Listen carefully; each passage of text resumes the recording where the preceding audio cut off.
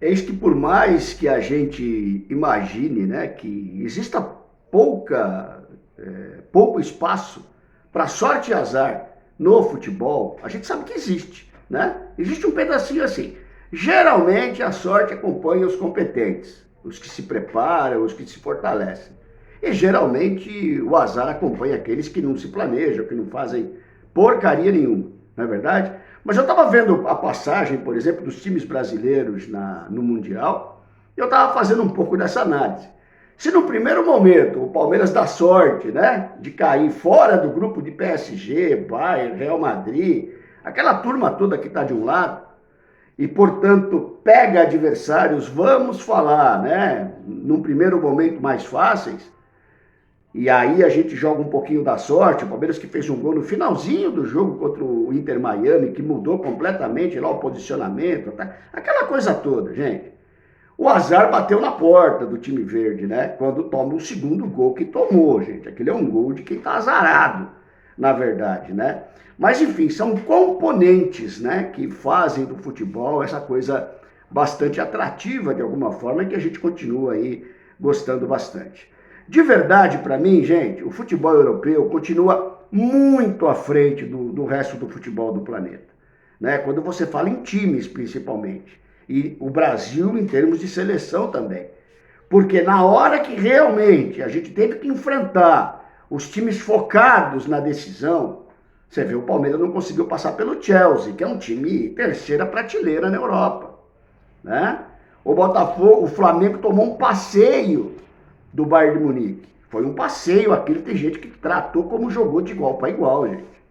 Tá? Então, realmente, nesse momento, a gente vê o que está acontecendo. Ah, mas o Fluminense chegou lá, é o patinho feio dos times brasileiros, acabou indo para frente, né? Agora vai enfrentar o Chelsea. Então, assim, mas ganhou da Inter de Milão, que foi vice-campeão europeu. Sim, mas é um time limitado, a gente sabe disso. Time prateleira A, PSG, Bayern, Real Madrid, né? Aí time prateleira B. E aí você vai colocando esses times todos. Com relação a essa polêmica daí da tia Leila, cada um fala o que bem entende. Sim, realmente o São Paulo tem muito mais história vencedora do que o Palmeiras tem. É uma questão de dado, é uma questão de número. Não é para afrontar o universo verde, tá? Isso é uma coisa. Só que assim, penso eu que a gente não tem que desviar o foco para Leila. O nosso foco está bem claro, a gente está dormindo com o inimigo.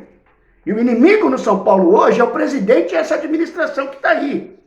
Porque senão a gente vai desviando o foco, eles vão jogando cortina de fumaça em cima da gente e a gente desvia, porque era para o São Paulo estar no Mundial, era para o São Paulo estar arrecadando que esses times estão, era para o São Paulo hoje estar muito mais preparado do que está para a continuação da temporada. E aí a gente fica falando aí o que a tia Leila falou do lado de lá do muro, né? E esquece que a gente tem que combater quem está dentro do clube fazendo merda, aos montes. Como essa diretoria que está aí. Incapaz, inconsequente e irresponsável.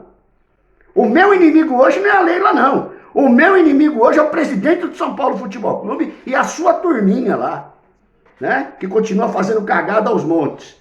Ou tendo o Zubeldia ainda como treinador do São Paulo. Pasmem os senhores, pasmem. Eles não podem escrever como é que chama lá? Eles não podem escrever o Crespo, cara, porque ainda não saiu lá do nome lá como treinador de São Paulo, o Zubeldia, porque o tal acerto amigável que fizeram não passou de mais um blá blá blá, mais uma falácia, que virou típica, né, desses caras que administram o São Paulo. Eu sei claramente quem é que prejudica o São Paulo, e eu não perco foco nisso não, atrás de papinho furado aí, briguinha contra quem tá do outro lado.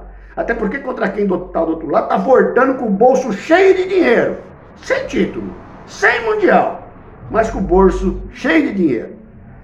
Boné Altieri, São Paulo Raiz na área, colocando alguns assuntos aí que estão sendo debatidos, né, na mídia, essa coisa toda, sempre importante a gente deixar a nossa opinião a respeito. Única e exclusivamente a nossa opinião. E a opinião de vocês, logicamente, é para lá e sempre muito bem-vinda. Baita sol, estou no interior de São Paulo agora, baita sol, né? E quando tem sol a gente lembra do quê? 4F, soluções em energia solar. Gente, passou da hora de pagar conta cara de energia elétrica, né? Entra aí no primeiro comentário, eu vou fixar o primeiro comentário, manda lá um WhatsApp lá pro Edilson, que ele vai fazer a melhor proposta de conversão para sua casa, o seu condomínio, a sua casa no campo, a sua casa na praia, né? Tudo aquilo que você, o seu supermercado, a sua indústria, tudo aquilo que você quiser reduzir drasticamente a tua conta de energia, faz essa conversão. Antes disso, faz um orçamento lá com o Edilson, que com certeza ele vai preparar a melhor condição para você sem compromisso. E aí vocês trocam uma ideia lá para ele te passar o quanto é legal fazer essa conversão, esse negócio. 4F Soluções em energia solar. Pois bem, meus irmãos, eu estava vendo aqui, o pessoal já começou a colocar aí o possível time, né, do Crespão aí para a retomada do Campeonato Brasileiro. Gente, o que eu mais quero nesse planeta é que o São Paulo tenha uma diretoria séria para poder conduzir o clube. Que o São Paulo tenha uma comissão, departamento médico, preparação física, fisiologia decente, né? Que atenda às demandas do futebol atual. O que eu mais quero é que o São Paulo tenha, que o Crespo arrebente de ganhar partidas. Que os jogadores tenham vergonha na cara quando veste a camisa do São Paulo. Que tenham postura, que tenham atitude, como a gente está vendo a atitude dos clubes aí que estão disputando o Mundial. É o que eu mais quero, não quero nada diferente disso. Agora eu vou falar uma coisa para vocês, quando você vê o provável time que vai jogar contra o Flamengo, meu irmão, aí vocês me desculpem, o cu cai da bunda do São Paulino. Cai da bunda e vai embora, te abandona, cara. Porque não tem condição da gente ter uma formação dessa. Lá vem ele com a porra do 3-5-2. Ele afundou com o 3-5-2, com o Léo Pereba na zaga do lado esquerdo, o zagueiro canhoto, aquele papo furado.